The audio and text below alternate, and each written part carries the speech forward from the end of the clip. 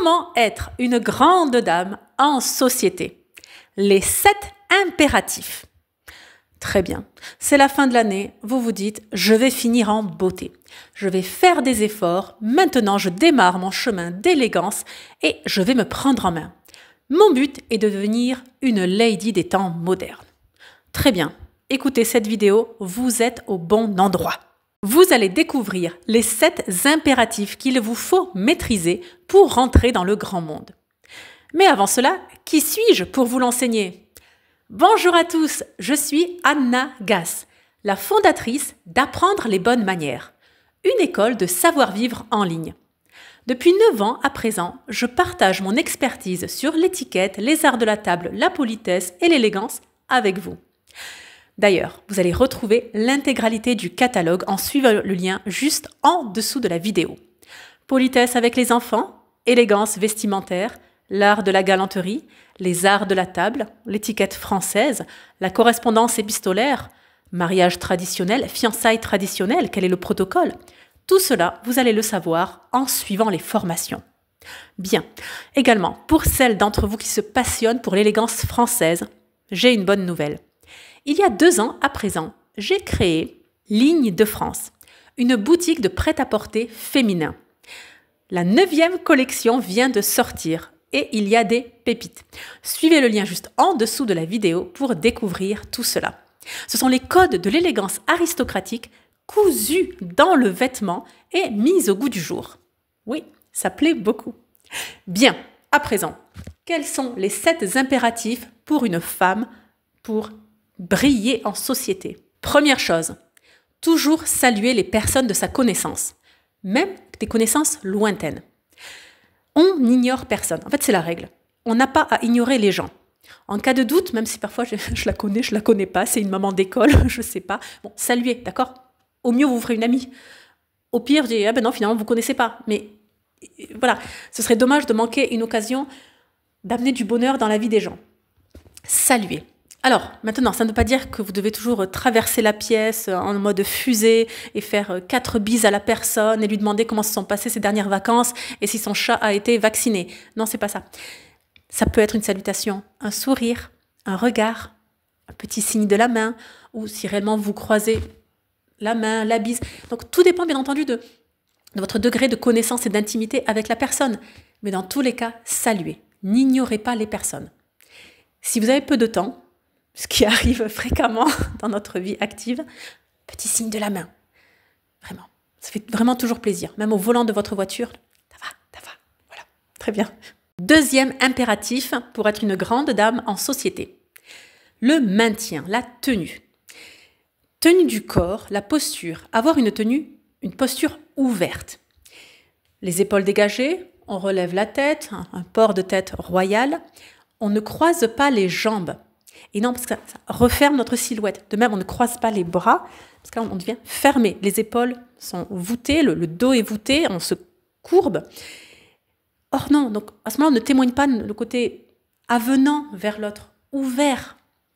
Donc, dans la mesure du possible, essayez d'y penser, ce n'est pas facile, essayez d'y penser, au début en vous empêchant justement volontairement de croiser les jambes, de croiser vos bras, de vous asseoir en posture boule de neige, même de vous lever autour de votre tasse de thé. Je sais qu'en hiver, quand il fait froid, ce n'est pas facile, on a ce réflexe. Essayez, parce que ça, le corps, l'esprit, l'intelligence, l'âme, tout est lié.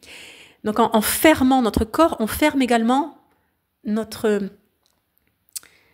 disponibilité aux autres. Notre sourire, notre vie, notre horizon, on le ferme aux autres.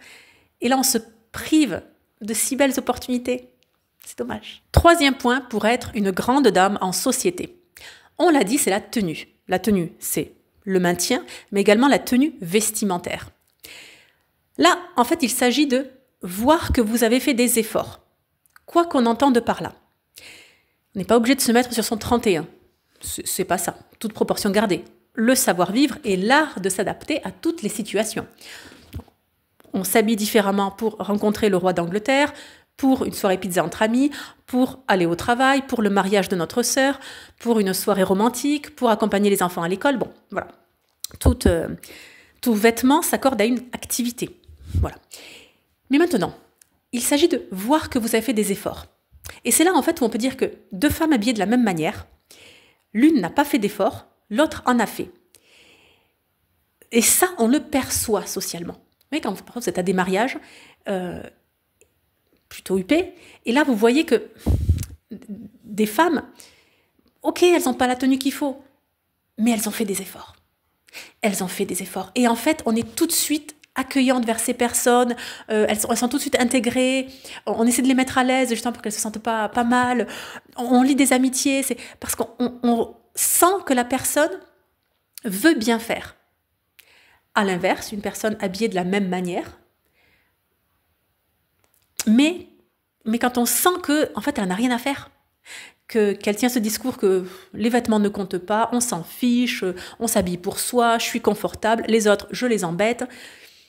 Ben oui, d'accord, tu nous embêtes, alors écoute, je vais me faire des amis ailleurs, tout simplement. Je ne vais pas t'obliger à être mon ami, enfin, je ne vais pas m'imposer à toi, d'accord ? Donc, ces personnes-là oublient que les vêtements sont probablement le plus puissant des langages non verbaux que nous ayons.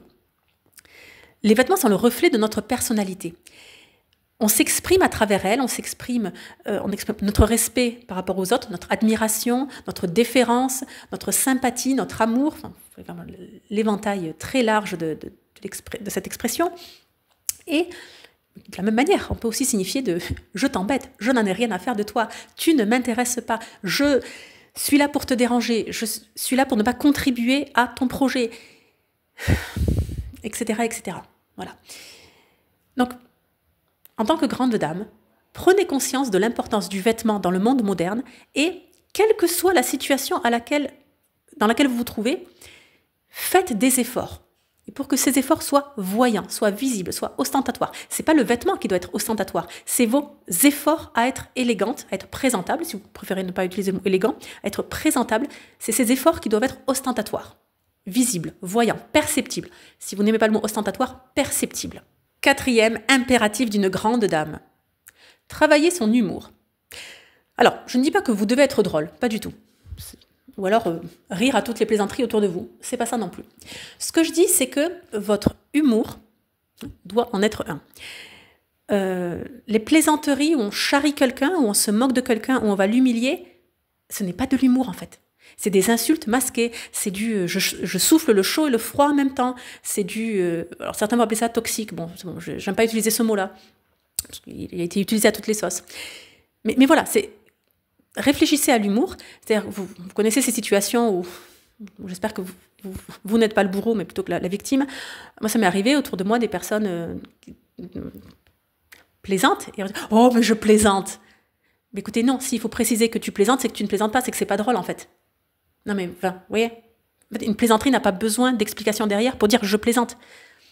Le « je plaisante », c'est plus une « oh, c'est bon, c'est bon, ne m'en veux pas. Oh, c'est bon, je m'excuse. » Enfin, il n'y a pas de m'excuse, mais t'as pas le droit de m'en vouloir parce que c'est une plaisanterie. En fait, si, tu viens de me blesser, tu viens de m'humilier, tu viens de te moquer de moi, tu viens de mépriser ce qui est important pour moi. Bon, enfin, oh, je plaisante. Bon, ne soyez pas la « oh, je plaisante » de quelqu'un. 5e impératif d'une grande dame. Là, vous connaissez, c'est issu de la Bible. Ne fais pas à autrui ce que tu ne veux pas que l'on te fasse. Mais je vais plus loin. Fais à autrui ce que tu voudrais que l'on te fasse. C'est-à-dire, dans la mesure du possible, mettez-vous à la place des autres. Je sais qu'on oublie, quand on est une femme enceinte, quand on n'est plus enceinte, on oublie lors de la grossesse que c'est fatigant, que le ventre pèse. On ne voit plus, donc quand il y a des femmes enceintes autour de nous, parfois on oublie de leur céder la place dans les transports en commun, ça encore on s'en souvient, j'espère. Mais quand parfois on est malade, on a mal à la gorge, etc. Et quand la personne en face de nous est un petit peu malade, on oublie ce que c'est parfois cette pesanteur du corps humain. Donc, soyons pleines d'empathie envers les autres et essayons à notre mesure de leur faciliter la tâche. De les aider dans les toutes petites choses, mais voilà. Ne fais pas à autrui ce que tu ne voudrais pas que l'on te fasse, mais surtout, fais à autrui ce que tu l'en voudrais que l'on te fasse. Un mot gentil, préparer une tasse de thé, faire une petite tâche en plus. À vous de voir, selon les personnes, selon la situation, bien entendu. Mais voilà, aller plus loin par rapport à ça. 6e impératif pour être une grande dame en société. Les adoucisseurs de langage. Autrement dit, les mots magiques. Pour les enfants, on appelle ça les mots magiques. Pour les adultes, les adoucisseurs de langage. Bonjour, merci, s'il te plaît, pardon. Je t'en prie. Il n'est jamais trop tard pour remercier quelqu'un. De même, il n'est jamais trop tard pour présenter ses condoléances. Oui, je sais, quand quelqu'un meurt, parfois on est mis au courant, enfin, que c'est la tante, l'oncle, la mère, la grand-mère, la sœur d'un de nos amis, on est mis au courant 6 mois plus tard, 8 mois plus tard, 2 ans plus tard. Il n'est jamais trop tard pour présenter ses condoléances à quelqu'un. Jamais. Par une carte, par un mot. Voilà. Dans le même registre, il n'est jamais trop tard pour remercier quelqu'un. Même après quelques mois, même après 40 minutes, enfin, parfois, voilà, c'est 40 minutes plus tard, après quelques mois, après quelques semaines. Oui, voilà. C'est vraiment. Et les personnes aiment, moi, la première, quand on me remercie pour quelque chose. Il n'est jamais trop tard pour dire un mot gentil à quelqu'un. 7e impératif pour être une grande dame. La disponibilité. C'est probablement la caractéristique première d'une lady. C'est un gage de richesse intérieure qui va à l'extérieur. Et là, bon, je vous conseille très clairement le fake it till you make it. Fais semblant jusqu'à y arriver. Moi, j'ai fait comme ça pendant des années. Jusqu'à intégrer cette disponibilité. Quand je parle avec quelqu'un, je suis pleinement dans la conversation. Quand je fais mon travail, je fais pleinement mon travail. Quand je suis avec les enfants, je suis pleinement concentrée sur ce qu'ils me disent. Maintenant, quand je tourne une vidéo, je suis pleinement avec vous. Je ne suis pas ailleurs. Être disponible pour les autres. Ça se traduit par un langage du corps, par des vêtements, par un sourire, le sourire des yeux, par un certain langage, une certaine éloquence qui n'est pas saccadé. Là, je vais vous montrer quand on est dans le rush, comme ça, je me dépêche, j'ai pas le temps, je suis sous l'eau, tu comprends, là. Et le corps et la façon de parler, c'est saccadé. Et la disponibilité d'une lady se traduit par une certaine fluidité. Donc, l'éloquence en fait partie, une certaine lenteur. Tant que la lenteur va de pair avec une bonne articulation, tant que la rapidité va de pair avec une bonne articulation, ça passe. Mais donc, il y a cette disponibilité au sens très large qui se manifeste différemment chez les femmes. Et je vous invite à découvrir votre canal principal où vous manifestez cette disponibilité. Est-ce le silence? Est-ce le regard? Est-ce ce sourire, un sourire? Est-ce la position du corps? Voilà. Vraiment, ça se manifeste différemment. Explorez cela, prenez quelques minutes aujourd'hui pour savoir comment vous, avec votre personnalité, vos goûts, vos envies, votre quotidien, comment vous manifestez le fait que vous êtes disponible. Je ne parle pas forcément d'être disponible à des avances masculines, non, mais même disponible pour vos enfants, pour votre collègue, pour recevoir, pour écouter le silence de la forêt. Enfin, voilà, quels sont ces signes-là? Bien, cette vidéo est à présent terminée. Les fêtes de fin d'année arrivent. Je vous invite à télécharger gratuitement le guide des arts de la table. Et oui, c'est un bon rappel, un bon mémo de comment se tenir à table selon l'étiquette française. Donc, dans moins de 5 minutes, vous pouvez recevoir ce guide. C'est entièrement gratuit, c'est instructif, profitable à toute la famille. Donc, suivez le lien juste en dessous de la vidéo pour le télécharger et, oui, réviser. Bien. Là-dessus, je vous souhaite une bonne journée. Abonnez-vous à la chaîne YouTube pour ne rien manquer. Et surtout, rappelez-vous, la bienséance fait la différence.